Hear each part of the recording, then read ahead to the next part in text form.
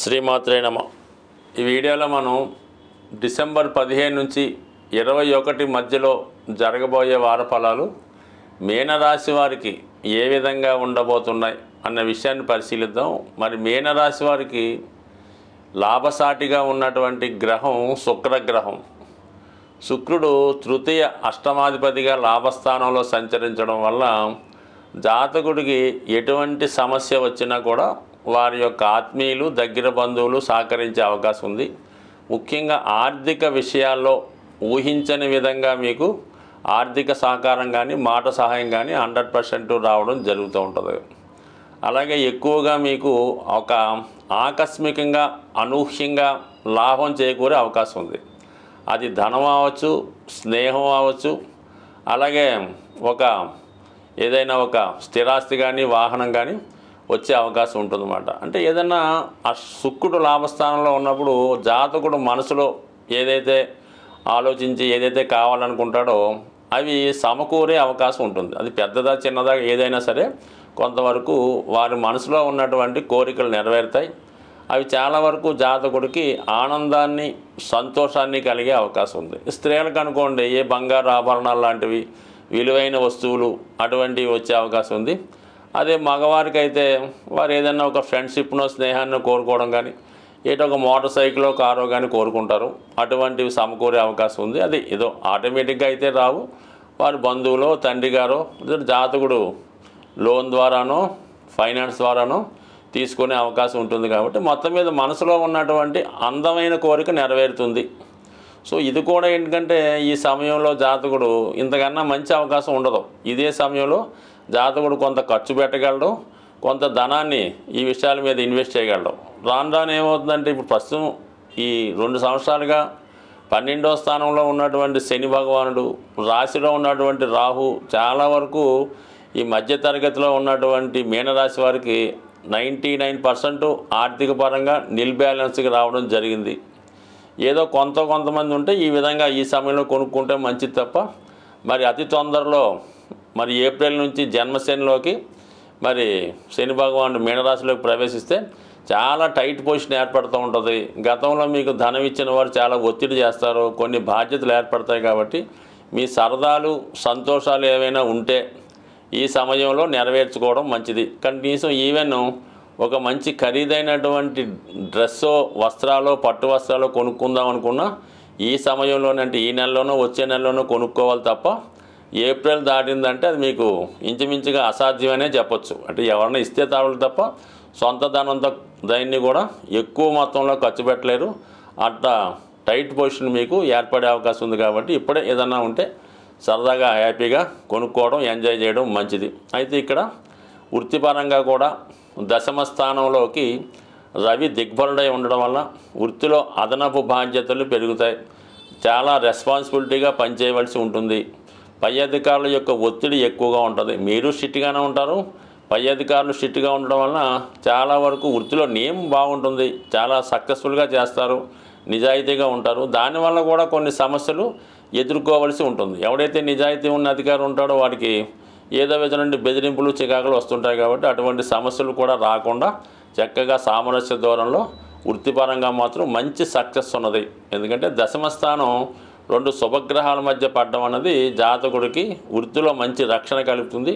వృత్తిలోనే సేఫ్గా ఉంటారు. ఇది కూడా బాగుంది. భాగ్యస్థానంలో బుధుడు పుణ్యక్షేత్రాలు దర్శించే ఆలోచన, మంచి ప్రవచనాలు వెళ్ళడం, మంచి పండితుడిని కలుసుకొని మీలో ఉన్నటువంటి సందేహాల్ని పరిష్కరించుకునే విధంగా చక్కని మంచి గురువో ఒక మంచి స్నేహితుడు మీకు వెన్నంటూ ఉండి మీ యొక్క ఇబ్బందుల నుంచి బయటపడే విధంగా కొంత ఏదో బోధన మార్గదర్శకంగా ఉంటాడు తప్ప అంటే సమస్యలు అయితే తీర్చరు.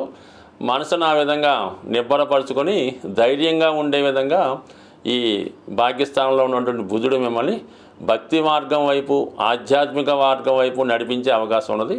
చిన్న బలహీనతల నుండి బయటపడే అవకాశం ఉంది. బట్ ఏదైనా రాశిలో ఉన్నటువంటి రాహు చాలా వరకు ఈ మీనరాశి వారిని ఎంత నిర్భరంగా ఎంత కట్టుదిట్టంగా ఉందామన్నా ఆ సమయానికి ఆ బలహీనత వైపు నడిపించే విధంగా ఆ రాహు ప్రభావం ఉంటుంది.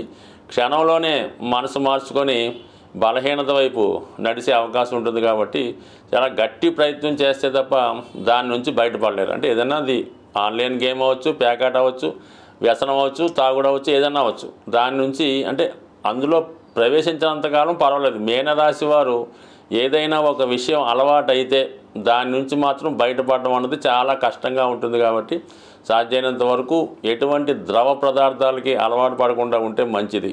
జాతకులు ఏ రాశి వారైనా వారి యొక్క గ్రహస్థితిని అనుకూలంగా మార్చుకోవడానికి, గ్రహాల యొక్క దోషాల నుంచి బయటపడడానికి ప్రతి నెల కూడా ఏదో ఒక కార్యక్రమాలు, ఏదో ఒక పుణ్య రోజులు రావడం జరుగుతూ ఉంటుంది.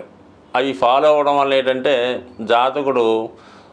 జాతక దోషాల నుంచి బయటపడమే కాక గ్రహాల యొక్క అనుకూలతకు కూడా రావడం జరుగుతూ ఉంటుంది. సో ఇది మార్గశిర మాసం.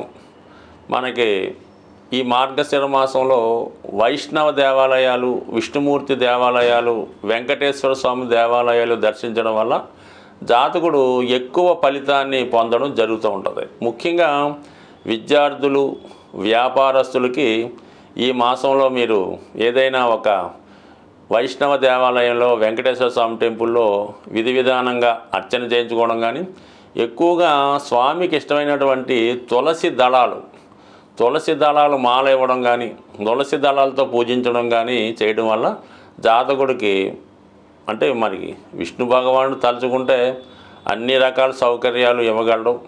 అలాగే జాతకం దోషాలతో సంబంధం లేకుండా ఎంత ఐశ్వర్యాన్ని ఇవ్వడం జరుగుతుంటుంది. కాబట్టి ఈ మాసంలో విష్ణుమూర్తి ఆరాధన అన్నది చాలా ఇంపార్టెంట్గా ఉంటుంది. కనీసం ఒక గురువారం కానీ, ఒక శనివారం కానీ ఈ విధంగా చేసుకోవడం వల్ల జాతకుడు తన దోషాల నుంచి బయటపడతాడు. అయితే ఈ వారంలో మనకి ఈ 18వ తారీఖున అంటే పౌర్ణమి వెళ్ళిన తర్వాత సంకష్టహార చతుర్థి రావడం జరుగుతుంది. ఇది విఘ్నేశ్వరుడు సంబంధించింది కాబట్టి అంటే ఏదైనా ఒక దేవుడు కానీ, ఒక దైవం కానీ, ఒక వరం కానీ, ఒక దేవత కానీ, నవగ్రహాలు కానీ జాతకుడికి అనుకూలంగా ఇవ్వాలన్నా, ఒక వరాన్ని ఇవ్వాలన్నా కూడా విఘ్నేశ్వరుడు యొక్క అనుమతి తప్పనిసరిగా ఉండాలి.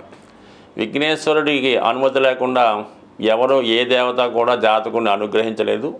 అలాగే జాతకుడు కూడా ఫలితాన్ని పొందలేకపోతుంటాడు. అందుకని భగవంతుడు ఇచ్చినవి మనకు పొందాలంటే కంపల్సరీగా విఘ్నేశ్వర ఆరాధన తప్పనిసరి. మరి ఈ నెలలో వస్తున్నటువంటి సంకష్టాల చతుర్థి రోజు మరి విధి విధానంగా వినాయకుడిని గరికతో అర్చించడం కానీ, ఉండ్రాళ్ళతో హోమం చేయడం కానీ, అంటే సాధారణంగా ఉదయం పూట చాలా దేవాలయాల్లో హోమం చేస్తూ ఉంటారు. ఈవినింగ్ మరి సాయంకాలంలో అభిషేకం చేయడం జరుగుతూ ఉంటుంది. ఈ అభిషేకం చూడటం వల్ల కూడా దోష పరిహారం అవుతుంది కాబట్టి చేయలేని వారు అభిషేకాన్ని వీక్షించడం, అది కుదరని వారు ఇంట్లో గణపతి ఫోటో ముందు గరికతో కనీసం అష్టోత్తరంతో పూజ చేసుకున్న శీఘ్రంగా చిన్నగా పూజ చేసిన కేవలం సంకల్పం మాత్రాన అనుగ్రహించే దేవత